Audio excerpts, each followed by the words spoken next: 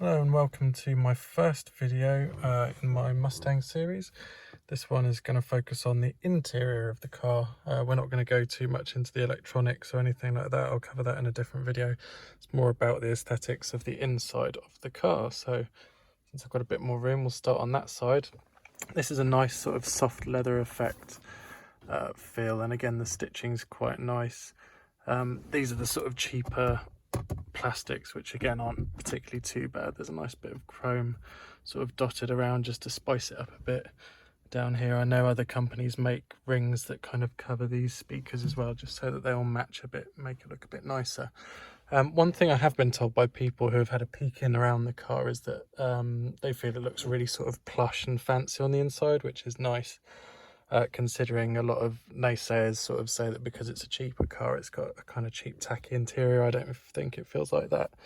It's these sort of cheaper bits of plastic that kind of let it down, but they're fairly far and few between, or few and far between, to be honest, and I don't feel they really let the car down all that much. So got the nice chrome handles there. Obviously we've got a bit of mood lighting goes in there. It's also down in the footwells. The little rings around here and various other places where you get the mood lighting, but we'll see that in a different video.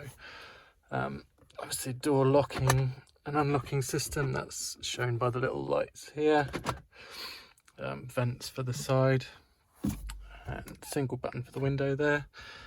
You've got your bonnet or hood release catch down there. The seats themselves are actually, I find, quite nice. I've not had this car for too long. However, without fault, every single passenger who's ever got into this car, the first thing they've commented on is how it's one of the most comfortable cars that they've ever sat in. And I mean, it is a GT, it's a Grand Tour, it's made for long distance comfort, which is ironic considering it's got such poor fuel economy. But the seats are extremely comfortable, and they're multi-way adjustable as well. I'll show you the controls on my side. Essentially we've got lumbar support in and out, the rear of the base of the seat up and down, the front of the base of the seat up and down. So I have the rear down and the front up, so it's kind of sat me back, and then the whole seat can go forwards and back on that one. And then this handle here obviously controls the angle of the back of your seat. You just set it up until you got it just the way you like it, I suppose. The dash itself, I think, actually again looks quite nice. You've got this sort of brushed aluminium-esque look to it, and the nice throwback to the Mustang there with these leather effect toppers again. The glove box opens on the button here. It's quite spacious, given that it's a fairly sporty car, and then you've got this kind of hidden, or so they say hidden, it's not really hidden, bit here where you can keep all your Ford documents or whatever it is that you want to keep up in there, tucked out of the way. As for storage, again we've got this central part here, which again is the sort of leather armrest, plenty of room in there. A cheap nasty light which I'm going to replace with an LED. Full of all my crap. You've got the LSD USB port there, and the chip port for the sat nav, and a power plugger in a thingy. Little slot for your pen, even says pens, just in case you're confused by that. This is obviously set up the same way as it would when the car was an original left-hand drive. They've changed it over to a right-hand drive, but not changed this centre console, which means that the handbrake is kind of on the wrong side, which doesn't really affect me because I've got long arms, but it does mean you're doing a sort of strange to the side thing when you're doing your handbrake, but it's not really the end of the world. These, if you have cups in the cup holders, which are actually quite nice cup holders, this one's nice and deep, they do get in the way of shifting gears. You end up kind of moving your arm around the cups, which is kind of annoying. You can get extender covers, which some aftermarket companies do, but I'd rather have the cup holders on show, and then you've got the nice mood lighting which shows up around the base as well. Gear stick's lovely. For anybody who's used to sort of a normal car, you'll find the shift quite short There's not much between each gear, or neutral in each gear. You can get short shifter kits which make it even shorter. I'm just trying to show you the throw, but it's basic. You can do it essentially with your fingers, to be honest, if you're feeling lazy. Reverse is up and across. But yeah, I find it a comfortable seating position, even having this stuff over here. You can sort of sit perhaps with your hand. I tend to sit like this a lot of the time, and then I'll just sort of, you're there ready for the gear changes, which, like I say, you can do with pretty minimal effort. What else? So I won't talk so much about the sort of center console, because I'll go into that on a different video. What I do like is that even though everything's sort of on its own separate bit, so you can go into the climate control, or you can go into the music setting, for example. What I like is that you can control it independently of all those. I hate it on cars where you have to literally go from sort of screen to screen to try and do things, whereas I might want to update the sat nav and then quickly change the aircon, which I can do because you've got separate buttons for everything. Obviously volume over here, nice chunky buttons. I do quite like those, and the tuner. Not all the Mustangs have heated and cooled seats. I think it's an excellent extra feature. I don't know why you wouldn't have it, because it is lovely to have a nicely air-conditioned bum in the summer, or heated bum in the winter. These are your toggle switches. So that's your mode. So there we can toggle between, just a little flip up like that. You can toggle between your different settings. The next one's steering feel. So normal, which is quite heavy, to be honest, sport, which is very heavy, and comfort, which is much lighter for sort of cruising around town and things. That's your traction control. So with a switch of that, you can turn your traction control off.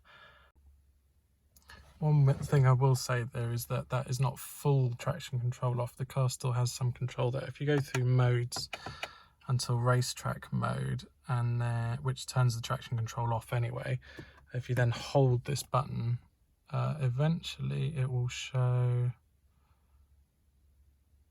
ESC, so electronic stability control is also turned off at that point, and that's where the car has least control over anything. Your traction control's off, your stability control's off, and you've got sort of maximum control yourself over the car without the car putting any input in at all.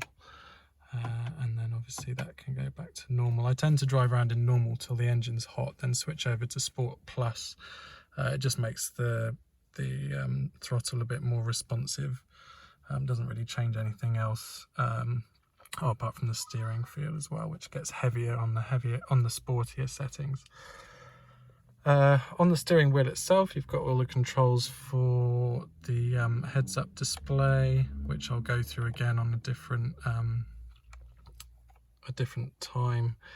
Controls for the cruise control, which is pretty good, on and off. So you activate it, set it, and then you can cancel it, resume it, or just switch it back off again. Your telephone controls when you get a call, or voice prompts, which is, I find, absolutely useless. I can't get on with it. Maybe some other people can. It's sort of the traditional, fairly old, I think, Ford one, which doesn't seem to respond particularly well to any commands. You may have better luck. I just can't be bothered with it, really. I'd rather use Siri. And volume control and whatnot for the stereo. Obviously Horde in the middle. This one here, obviously your indicator up and down. Full beams is away when the lights are on, and then back off again, or just a single flash. If you switch, I believe if you switch the ignition off with the indicator on either way, it'll turn the parking brake on. Not parking brake, it'll pop your parking lights on for if you're parked out of town. But this side's got your windscreen wiper controls, so pull it towards you for a spray. Nice diffuse spray there. It's currently off, obviously down for a single thing. Up puts it into automatic, and then this just adjusts your sensitivity to how heavy it thinks the rain is, and then automatic sort of interval, and then faster. But I just tend to leave mine in automatic and let it do its thing, unless it just randomly starts for no reason, so might as well keep it off. The speedo itself and the dash, this is the analog display. The newer Mustangs do have the digital display with the revs that run across the top. I much prefer this. I think it's more traditional, and I much prefer watching an analog dial go around. I obviously got water temperature, revs, your heads-up display, ground speed, and fuel tank, which you'll see going down pretty often. Your light unit here, obviously got front and rear fogs. I keep the lights set to automatic. They seem to be pretty good. Can have them just on, or sort of side lights on or off entirely. I leave mine on automatic. This adjusts the height of how high your headlamps shine. I have mine set to the highest setting, and even then they're not very good. You can't see particularly far when it's very dark outside. These are the standard bulbs. I don't know if you can get better ones, but no, they do shine. They don't give you great distance in the dark. And then here you've got the brightness of the dials. There we go, dimming. I always like them turned up nice and bright. Again, I'll go through a lot of the settings, like your ambient lighting and things like that are controlled through this heads-up display, along with the track apps and things, but we'll go through that on a different day. On this side, you've got the button which controls the wing mirrors, puts them in and out. Really irritates me that when you leave the car or lock the car, it doesn't do that automatically. I always have to remember to press that, because I don't trust anybody not to knock my wing mirrors off. You can adjust each mirror independently with these, and then obviously you've got your buttons to control where you want them to point, and your window controls, which I will roll the windows down because it is very hot. What else to say? You've got under here the boot release, or was it trunk release in America? And here's sort of a hidden sunglasses holder thing. I assume it's for sunglasses. It's sort of soft feel to stop them from getting scratched, and then they tuck away nicely under there. I had difficulty when I was setting up my camera, which I'll also go through in a different video. I found great difficulty finding the fuse box. Obviously the exterior fuse box is under the hood where it would be normally. I think even in the manual it says that the interior fuse box is in the passenger footwell. That, I believe, is left over from when it was a left-hand drive car, because it is not in the passenger footwell, as I found after ages of poking around. It is in the driver's footwell, and you will find it just back there. There's a little kick plate under here, and a screw that you can remove. Again, I'll go through that in a different video. However, yes, the interior fuse box is in the driver's side part down there. I can't remember if I said earlier, these side pockets, not particularly spacious, however they do go back a very long way. I'm not entirely sure why. You've only got a little bit of room to put things in. However, you can, if I was to try it, you can shove your arm back to about here. I don't know what it's for, probably something silly like a baseball bat or something. However, nice long fairly slim objects can go all the way back to about here. That's quite a lot of space. Or maybe a rolled up magazine. I don't know what you want to keep in there. You can keep whatever you like in there within reason. These are a bit naff. They're sort of fabric. Would be nice if they were leather. And again, these horrible light bulbs, which should be LEDs, which I'll get changed out at some point. These also horrible light bulbs. I'll change them for LEDs. I believe Diode Dynamics do very good LED sets. Same on the passengers one there. Little clips for your cards or whatever it is you might want to keep under there. What else? What else can I talk to you about?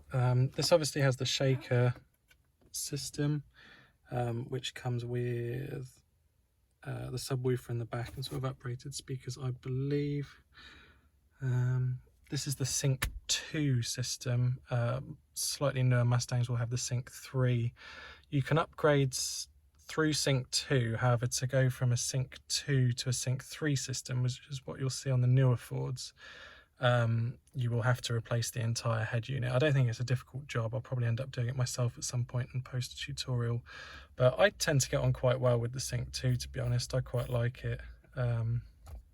It's fairly easy to use, and when you're driving this car you don't tend to be sort of poking around at things all that much anyway. You're just sort of enjoying the drive. In the back, I'm 6'2". I don't sit particularly far back, however this is how much space you have for any passengers behind me, so absolutely no passengers behind me. There's definitely space for a child seat. If I was to have a child, that could definitely fit in there. It's got ISOFIX mounting points. If the passenger, I suppose, was sat further forwards, then you might have some room for somebody back here, but let's face it, that's not what the Mustang's for. You don't buy it to put passengers in the back. The boot itself, although people tend to think it's quite small, it does go back an awful long way, and if you drop the rear seats, obviously it can then extend into the rest of the vehicle, so you can put very long objects in the boot, even though it's not particularly deep, particularly high in the back. It's very deep. There is an awful lot of room in there, to be honest, for a car which is certainly not geared up for lots of stuff in the back like my old Mondeo was. Back windscreen is an absolute nightmare to get to. It's really difficult to clean. I feel really sorry for the bloke who I had tint the windscreen, tint the rear window, because it is a real beast to try and get all the way back there. I'm not even going to try and climb through at the moment because there's not much space back there. Plenty of headroom. Like I've said before, I'm 6'2", and I've got probably a few inches between my head and the roof. I never have to worry about the headroom in here, to be honest. It's pretty good. I'm just going to turn the fans on a bit because I'm roasting. Can't really think of much else to add about the interior itself. The seats have these little straps on the side. You might think they're for pulling the seat forwards so people can get in and out of the back. They're not. These are just on electric magnetic poppers, and that is for keeping your seatbelt through. You can pop your seatbelt through there, whichever way around it's supposed to go, I don't know. Like that. So it just gives you less, you don't have to reach quite as far back to reach the seatbelt, and kind of, it keeps it over your shoulder a bit more if you're sat lower in the chair than I am. I don't tend to use them, but that's what they're there for. Oh yeah, in here, so these are quite deep cup holders. They're good with the nice ambient lighting around the bottom, which I'll show you at some point. If you peel them up, that's the little slot to pop your key in, just in case the battery in it's dead and it won't start the car keylessly. There's literally nothing else I can really add about the inside of the Mustang. It is a lovely place to be. It's very comfortable. You feel pretty good sat in here. I think it looks nice. I don't care that it's not as plush as some sort of super fancy car, because to be honest, while you're driving it, you're looking at the road, and everybody I've spoken to who's looked in it thinks it looks great. I think I'm probably going to leave it there. I can't think of anything else. Any questions or anything, drop them into the comments. I'll try and answer them. If you want anything measured, if you're curious about anything, again, drop them in the comments and I'll try and answer. This is my first ever video, so constructive criticism is always welcomed. I'm quite happy for any feedback, and otherwise, have a good rest of your day, and I'll see you in our next video.